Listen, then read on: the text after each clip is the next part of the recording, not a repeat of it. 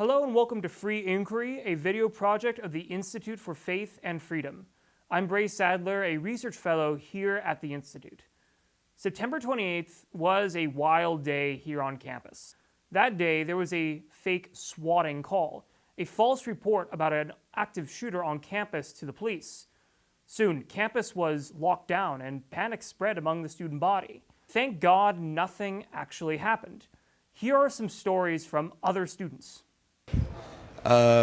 Just minutes before everything started happening, I was with a couple buddies of mine. We were watching some football. I was out at the apartments.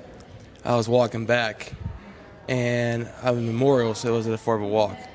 Got back up there, and a couple buddies that were in the library, we had like a group message with some of the football guys.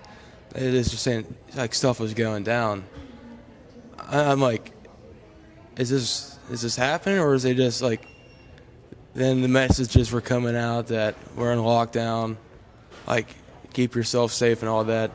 I ended up staying in Memorial, went down to a buddy of mine's room that was on the second floor. It was about eight of us football guys.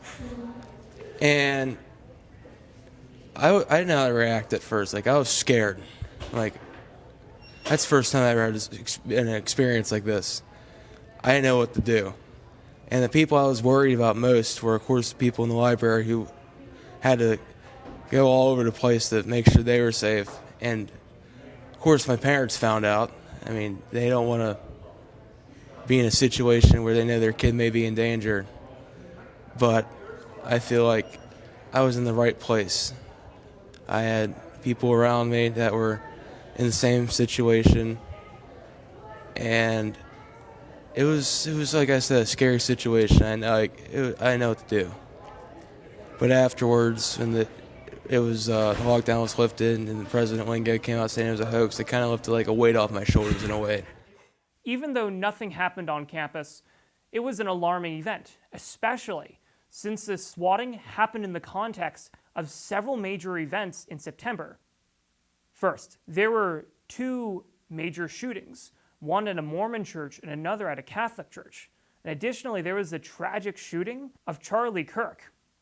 One theme from my discussions with students was that they couldn't understand why someone would want to commit violence against someone else over religious beliefs or political ideas. One thing that we don't appreciate today is that political violence is the human default. Our idea of tolerating other people's beliefs is a fairly recent phenomenon, and we have been receding back into the dangerous default of political violence recently. In this video, we are going to explore how our culture is receding back into the dangerous default by talking about how people come to the point of committing political violence, by first discussing how people justify it, second, how people isolate themselves from outside conversations and opinions, and last, by discussing how this process is currently happening on the right. First, let's discuss how people can justify religious and political violence.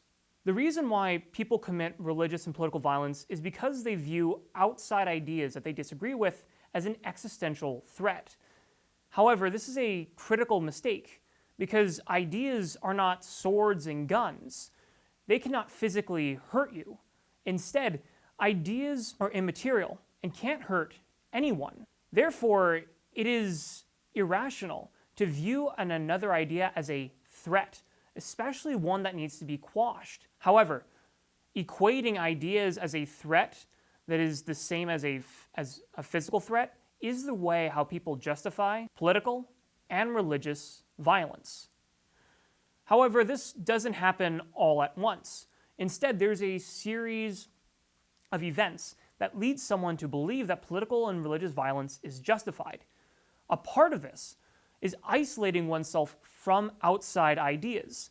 So, second, let's explore how someone reaches the point of isolating themselves by using the framework provided by Greg Lukianoff and Ricky Schlott in their book, The Canceling of the American Mind, through what they call the perfect rhetorical fortress, which has 4 stages. First, you want to create identity boundaries, something that is easily identifiable. If someone is part of this prohibited identity, then you will not listen to them at all. The second step is blaming people within your own belief system as guilty by association when they interact with other people. This means that when someone tries to bridge intersectarian gaps, you're going to blame them as a traitor. This creates social ostracism and prevents people from actively sharing their beliefs between groups. The third wall of the rhetorical fortress is labeling people as crazy when they appear frustrated in a dialogue or say an opinion that you find objectionable. And fourth is emotionally blackmailing someone or casting doubt on their intentions. Now, this isn't just some theory, and while the left has definitely suffered from extremism and division, the perfect rhetorical fortress is also going on the right. So third, let's discuss how the right is embracing the perfect rhetorical fortress through the case study of Tucker Carlson's interview with Nick Fuentes and Ben Shapiro's response.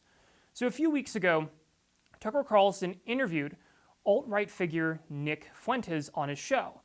This caused division across conservatism, especially from people like Ben Shapiro, who made an episode on his show responding. And in this show, Ben Shapiro falls into the 4 pitfalls of the perfect rhetorical fortress. First, he calls Fuentes an alt-right extremist, meaning that he cannot be dealt with or reasoned with, creating an identity group that cannot be reasoned with from his perspective. Second, he blames Tucker Carlson for normalizing Nick Fuentes' beliefs, guilty by association. Additionally, Shapiro says that Fuentes is crazy because Fuentes at one point in the interview says that he's an admirer of Stalin. Granted, this is a pretty unorthodox view, but it doesn't mean that Nick Fuentes is unworthy of being platformed. Last, Ben Shapiro uses emotional blackmail against Tucker Carlson. Nick Fuentes and Charlie Kirk didn't see eye to eye, and they didn't like each other. However, Tucker Carlson and Charlie Kirk were friendly to each other. However, Shapiro calls Tucker Carlson a horrible friend because Tucker decided to interview Nick Fuentes. In his response, Ben Shapiro fell into all 4 pitfalls of the rhetorical fortress. Now, I'm not trying to pick on Ben Shapiro in specific, but he does represent wide trends in conservatism that are trending towards political extremism and justifying political and religious violence. Even though he's not calling for violence himself, this train of thought does lead to that point eventually. Now, you shouldn't just listen to me. I would advise you to listen to both the Tucker Carlson and Nick Fuentes interview and then go listen to Ben Shapiro and make your own judgment on the subject. In this video, we discussed how people can justify political violence by first, equating ideas with physical threats. Second, by falling into the perfect rhetorical fortress. And last, we applied these ideas to the current American right. Now, as Christians, we are called to avoid the pitfalls of the perfect rhetorical fortress. And we can do this by looking at 1 Titus 3:2, where Paul advises that they, speaking of Christians, are to slander no one, to be peaceable, considerate, and exercising graciousness towards all. Instead of isolating ourselves in the rhetorical fortress, we're called to share our ideas and interact with everyone in a gracious and loving way. Thank you, and have a great day.